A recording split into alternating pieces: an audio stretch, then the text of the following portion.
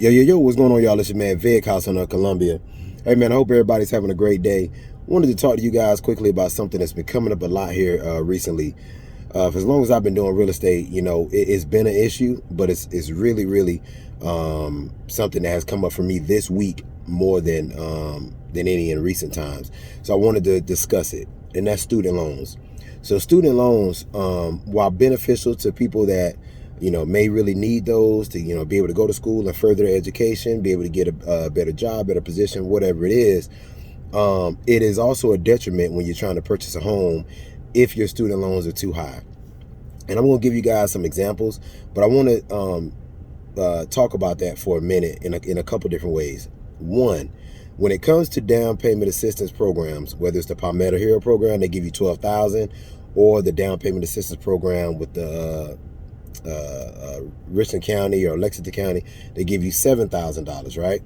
So the program has a strict guideline of saying you cannot have 45% or more debt to income ratio. So based on the debt you have going out and the income you have coming in, there's a calculation that says 45% is your max, right?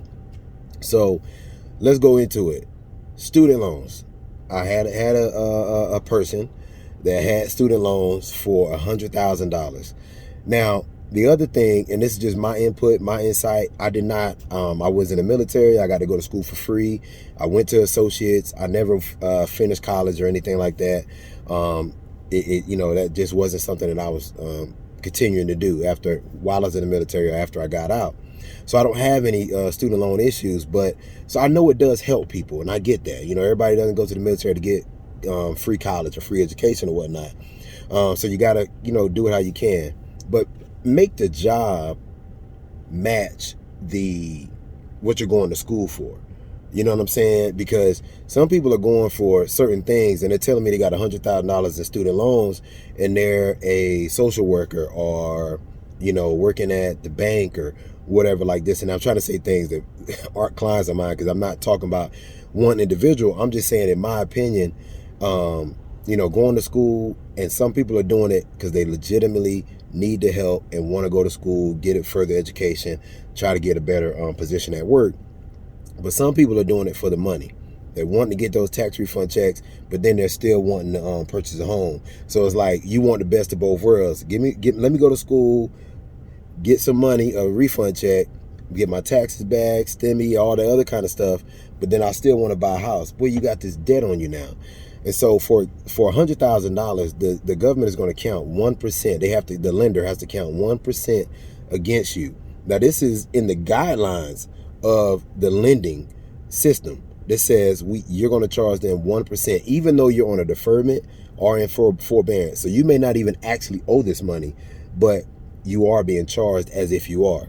So 1% of $100,000 is $1,000 a month. This is before we get to your car payment, which let's just say your car payment is $400 a month. Now you're up to $1,400 debt. Let's just say credit cards, minimum balances on those are, let's say $50. So you got two of them. Now you're at, what are we at? $1,500 a month.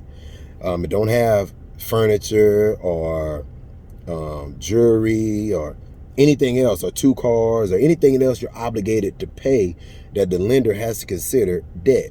So let's just say you're at $2,000 debt. Before we get to the house, you tell the lender, hey man, I'm thinking I'm good at wanting to pay $1,200 a month.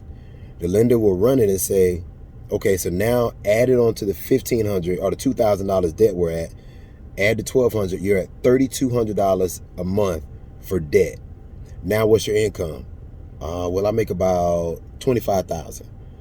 There's no way you're going to be able to afford that based on your income. Your income has to make sense when it comes to your debt. And student loans are really killing a lot of people. So hopefully you got that part. The second part is parents, or the people that have gone through this. You're having kids, or tell people at your family, if you was together Easter yesterday, had these conversations when you have these family gatherings and say, it's not my mom's fault, it's not my dad's fault, they just didn't know. You know what I mean? But you do know. The information is out there. And if you're listening to this, if you didn't know, now you do. Go get you a 529 plan. If you have a child right now, let's say the child is 8 years old, you can start off with 25. Go to your bank or whatever and say, I want to start a 529 college plan. Start off with, let's say, $2,500, right? And you're going to contribute $2,500 a year. You can put it in however you want. Every month, put the, till it divides up, adds up to $2,500, the same amount. $1,000 in the beginning of the year, $1,000 in the, whatever you want to do, right? $2,500. In 10 years, you should have roughly $40,000 to $45,000 in that account, right? So now that will help you send your child to college. Our daughter's in school at in Spartanburg, USC Spartanburg or whatever, in Spartanburg. So she's going there for nursing. She's not having any student loan debt, like, and I'm proud to say that, as parents, that we're like, you know what, we're going to make sure she goes to school and she does not come out with debt. She's not going to find a job based on this. She's going to be able to purchase a home. Debt won't be over her head for student loans. She's not going to have them hitting her up as soon as she gets out of school. Hey, set up this payment. We need your money. That debt will not be over her. So we've put that in place to make sure she can come out free and clear. And we didn't use a 529 plan or whatever, but 529 plan is a great way to do it, and start doing it now, and slowly over time build up so your child won't have those student loans. If you currently have student loans and want to purchase a home, stop adding to the debt. Unless you are going for, in my opinion, now do what you want. If you trying to get a job that, let's say, they tell you, instead of having a bachelor's, you need to get a master's, and we're going to give you a $5 raise or 10, whatever it is. I don't know what the raises are, you know what I'm saying? But make sure it is equivalent.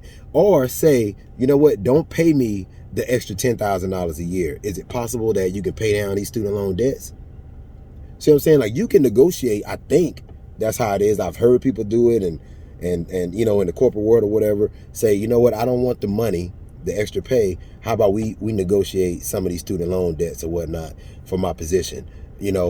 Maybe try to do that, but you got to get these student loans off your head, because you are not going to be able to purchase a home. And I hated to say it, with one person can only be approved for $90,000. Now her income is pretty decent, but when student loans are at $100,000, $120,000, there's nothing anybody can do. Doesn't have a whole lot of debt. It's just that the student loans are so high, there's nothing that this person can do to purchase a home that they want. So they can find something, but it won't be what they want. And now they got to wait. And some people end up being lifetime renters because of that. You know what I mean? They have the income, the credit is good. They just have too much of that student loan debt over them. So please go to the 529 plan. If you didn't know about it, go learn about it. Do it for your kids. Help them out. Don't let them have this student loan debt hanging over them. And get this, if they don't go to school, you get the money back. So if they choose not to use the 529, that's your money. So you just basically put money away, saved it for a rainy day, and like, oh, you don't want to go to school? Bet. Let me get that. You know what I mean? So, hey, this video already went a little longer than I wanted it to, but I'm passionate about, teaching our youth, teaching you guys about things that you may not know, and maybe I can be helpful. And then just also understanding, make sure you make the right decision when it comes to the student loans. You know what I mean? Don't be going to school just to be going to school. Don't waste people's time, and don't waste money and your time, because if you want to purchase a home, it's just not going to happen with these student loans, man. So as always, I hope you guys got a good bit of information from this. Hopefully it helped. You can always call me, reach out to me, inbox me, text me, whatever like that. And on my YouTube, people, like, comment, and subscribe to your boy at House of Columbia. All right, it's your man Vic. I am the House of Columbia, and as always, have a great and blessed day. Holla back at your boy. Y'all be cool.